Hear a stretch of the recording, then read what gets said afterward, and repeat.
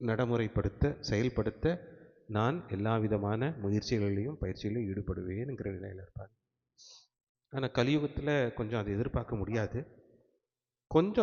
முடியாது. ஏன்னா மாயையோட தாக்கம் அதிகமாக இருக்கிறதுனால முயற்சியில் முடியாததுங்கிறது எதுவுமே இல்லை. இதுதான் இங்கே வேத வாக்கு. இதுதான் ரொம்ப முக்கியம். பத்மபாதரோட ஒரு கதையை நம்ம சொல்லலாம். ஆதிசங்கராச்சாரியரோட சிஷ்யராக இருந்தார். நிறைய எண்ணற்ற சிஷ்யர்கள் அவரோடு இருந்தாங்க. எல்லாத்துக்கும் நிறைய கிரந்த ஞானம். ஆதிசங்கரர் என்ன சொன்னாலும் அது புரிஞ்சிக்கக்கூடிய பக்குவம், உடனே அதை கிரகிக்கக்கூடிய பக்குவம் இருந்தது. ஆனால் இவரோ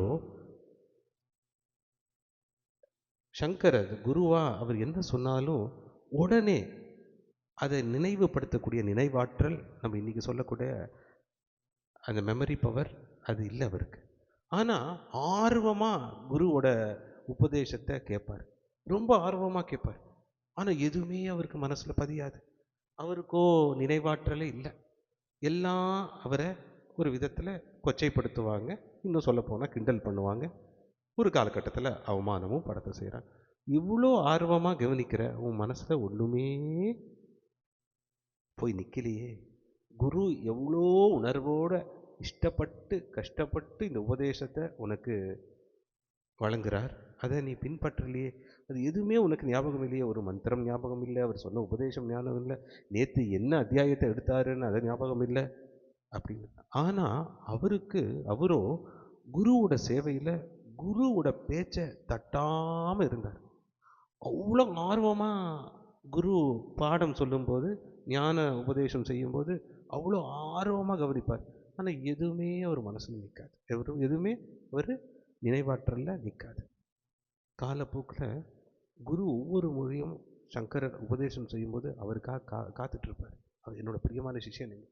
அப்போ மீதி சிஷ்யரில் சொல்லுவாங்க, அவங்களுக்கு கொஞ்சம் நினைவாற்றல் இருக்குது, ரொம்ப அற்புதமாக குரு சொன்னதை திரும்ப கிளிப்பிள்ளை மாதிரி சொல்லுவாங்க, சங்கீதா மாதிரி ரொம்ப அற்புதமாக அப்படியே தொடர்போட கோர்வையோடு சொல்லுவாங்க. ஆனால் அவருக்கு அந்த திறன் இல்லை. ஆனால் இருந்தாலும் ரொம்ப கவனிக்கிறாரு. அவரோட ஏக்கம், அவரோட உணர்வு குருவோட உபதேசத்தை கேட்கணும்னு ஏங்குதுன்னும் போது, அப்போ பக்கத்தில் இருக்கக்கூடிய நதியில் அவர் குருவோட துணியை துவைச்சிட்ருக்காரு. அவர் காத்துக்கிட்டு இருக்காரு. மக்கள் எல்லாம் அவர் என்ன சொன்னாலும், குருவே நீ எவ்வளோ உபதேசம் பண்ணாலும் அவர் ஏற போகிறதில்ல. ஒரு சரவணன் மாதிரி, எவ்வளோ சொன்னாலும் பிரபு மாதிரி சரவணன் மாதிரி எவ்வளோ மண்டையில் நிற்காது. திரும்ப திரும்ப இங்கே வந்து சொதப்ப தான் செய்வார். அவருக்கு இந்த தியரட்டிக்கல் நாலேஜ் இல்லை, நினைவுபடுத்தக்கூடிய மெமரி பவர் இல்லை அப்படின்னு சொன்னார். ஆனால் குரு பாரபட்சம் இல்லாதவர். சங்கர் அவர் வர்ற வரைக்கும் காத்துட்ருக்குன்னு அவரை அப்படியே அவர் பேரை சொல்லி அழைக்கிறார். உனக்காக தான் காத்துட்ருக்கேன், வா சிஷ்யா அப்படின்னு. அவர் குரு கூப்பிட்ட உடனேயும் அவர் அந்த நதியில் இருக்கக்கூடிய அவர் அந்த துணியை துவைக்கிறத விட்டுட்டு குரு கூப்பிட்டுட்டாரு, நான் ஓடி அவர் முன்னாடி போய் நின்னணும்னு நதி மேலே நடந்து போகிறார். நடந்த இடத்துலெல்லாம் தாமரை மலருது. அதுக்கப்புறம் தான் அவரோட பாதம் பத்மபாதனா அவரோட பேர் வருது. ஓடி வந்து உடனே அவர் வாயிலேருந்து குருவை மகிழ்ச்சி அடைகிற மாதிரி, குருவோட புகழ்ச்சிக்கு ஏற்ற மாதிரி அந்த ஸ்தோத்திரம் வருது. அப்படின்னு என்ன அர்த்தம்? குரு ஒரு சிஷ்யருக்காக இயங்கும்போது, சிஷ்யன் குருவோட வாக்குக்காக உபதேசத்துக்காக அந்த அமர ஏங்கி உட்காரும்போது அந்த ஞானம் உள்ளிருந்தே துளிர்விடும், அது வழங்கப்படும். அதிலிருந்து பெரிய ஒரு குருவா ஞான உதயம் அடைந்த ஞான தேசிகனாக மாறினார். இதை ஏன் இங்கே சொல்கிறேன்னா, குரு கிட்டையும் அவதாரத்துக்கிட்டையும் ஆமான்னு சொல்கிறதே பெரிய பாக்கியம். அந்த சேவையே உங்களுக்கு பெரிய ஞானத்தை கொடுக்கும். அதை தான் இங்கே சொல்கிறார். இந்த உணர்வு அதை தான் சொல்லுது. இங்கே அறிவிக்கப்பட்ட ஞானாமிர்தத்தை மதித்து முழுமையான நம்பிக்கையோடு, அளவு கடந்த நம்பிக்கை, முழுமையான நம்பிக்கையோடு என்னையே அடைவது, என்னை உணர்வதையே வாழ்வில் குறிக்கோளாக, லட்சியமாக, உயர்ந்த லட்சியமாக கொண்டிருப்பவர்களுக்கு, இந்த நோக்கத்துடன் இருந்து சமர்ப்பண பாவத்தில் இருக்கக்கூடியவர்கள் எனக்கு மிகவும் மிகவும் பிரியமான பக்தர்கள். பக்தாஸ்தே அதீவ பிரியா, தீவமே பிரியா, தீவமே பிரியா, தீவமே பிரியா, பக்தா பக்திமான் தீவமே பிரியா. இதை தான் ரொம்ப தெளிவுபடுத்த விரும்புகிறேன். எல்லாம் என் பேச்சை கேட்கணுன்றது எனக்கு ஆசை இல்லை. ஆனால் பேச்சை கேட்டால் நீங்கள் எந்த நிலையை அடைவீங்க, அந்த நிலையை நீங்கள் அடையணுன்றது எனக்கு ஆசை இருக்கு. அப்போ இன்டைரக்டாக என்னென்ன சொல்கிறேன், என் பேச்சை கேளுங்கன்னு சொல்கிறேன். டைரக்டாகவும் நான் சொல்கிறேன், என் பேச்சை கேளுங்கன்னு சொல்கிறேன். Yes, this is nothing greater, two words which can please me, saying yes to Swami.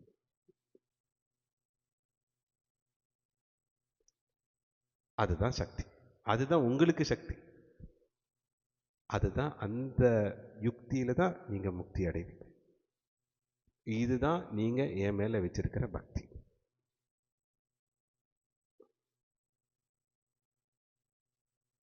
இதுதான் இங்க கிருஷ்ண உணர்வு அற்புதமா அதை நிறைவு செய்யுது.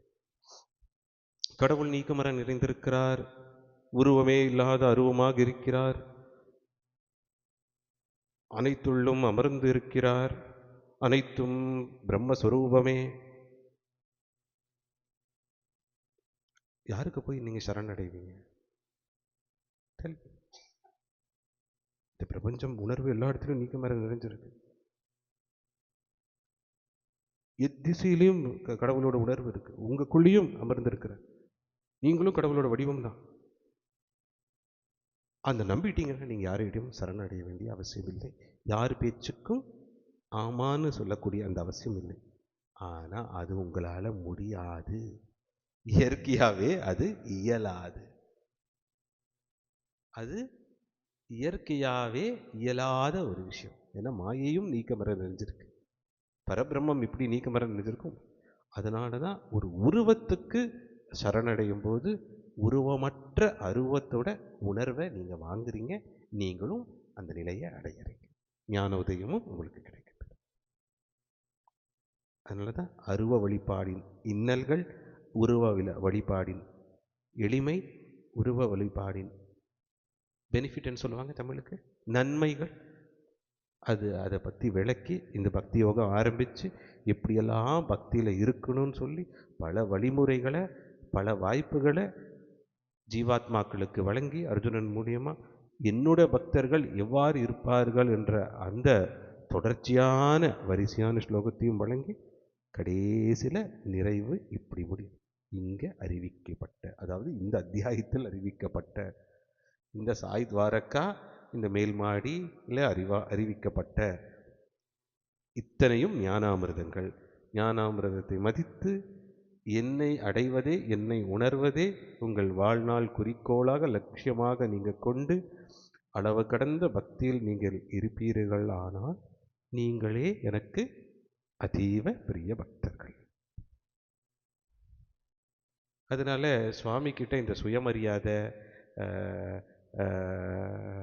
இந்த விருப்பு வெறுப்பு இதெல்லாம் இங்கே வேலைக்காகாது. சுவாமி என்னை இன்சல்ட் பண்ணிட்டார், சுவாமி என்னை ஹர்ட் பண்ணிட்டார், சுவாமி என்னை அவமதிச்சிட்டார், சுவாமி என்னை மதிக்காம விட்டார், இதெல்லாம் சுவாமி எனக்காக இருக்கிறார், எனக்கு என்ன மரியாதை இருக்கு? என் சுயத்தை உணர்றதை விட எனக்கு என்ன சுயமரியாதை அவசியம்? என் நிலையை அடைகிறதை விட எனக்கு இந்த உலக நிலை எவ்வாறு எனக்கு சுகத்தையும் பரம சுகத்தையும் கொடுக்கும் அப்படிங்கிற அந்த கேள்விக்கு தெள்ள தெளிவாக உங்களுக்கு பதில் இருந்தால் மட்டும் நீங்கள் அதீவ பிரியபக்தராக இருப்பீங்க. பல சஞ்சலங்கள் வந்தாலும், இன்னல்கள் வந்தாலும், சோதனைகள் வந்தாலும் சுவாமி சொல்கிற பேச்சை நான் கேட்பேன்னு இருக்கக்கூடிய அத்தகைய பக்தர்களே எனக்கு அதீவ பிரிய பக்தர்கள். லக்ஷ்மி அம்மா பண்ணலாமா?